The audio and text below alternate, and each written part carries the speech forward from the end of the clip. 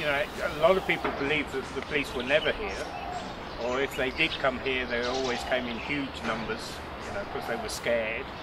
I mean, there's even more lurid stories that the best one I've heard is that a policeman was murdered in the walled city, and the police were too scared to go in and get the body. I mean, you know, he was left here, so all untrue.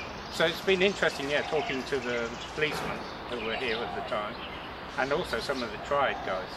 And the reality, when you go back to it, is that the police were always here. There were always normally daily foot patrols, 2 policemen, normal sort of situation. Occasionally single, but more often 2, doing daily patrols. But the problem that they always had was, certainly in the 1950s, was that the government's policy at the time was to be much more reluctant. They didn't want to prosecute anybody. There was always nervousness about upsetting China, whether China would sort of say they had rights of jurisdiction, therefore anybody arrested here would have to go.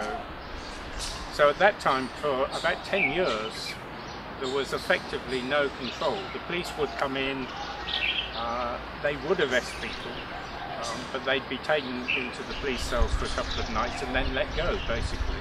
And so they'd come back and carry on where they left off. And that existed for 10 years, and that's really where the myths come from. The 1950s, everything really was going on here.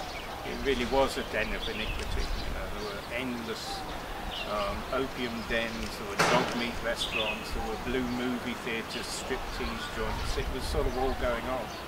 And when you look at how much was going on in terms of the population that was here, you realise that quite a lot of people were involved at one level or another. And so all of the sort of reputation that it was a sort of really terrible place came from that era. In fact, as it turns out, from the 60s onwards, it dissipated. The triads could actually make a lot more money being elsewhere. They didn't need to be in the walled city quite so